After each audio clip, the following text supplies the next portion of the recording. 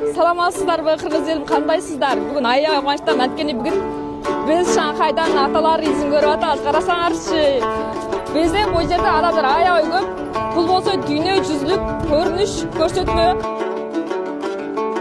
Кайда кыргыздан алдыңар? Бул биздин инебиз. Буюрса, Кыргызстанга алып кетели деп атабыз. Кыргызстанга барып билет беришин деп атабыз.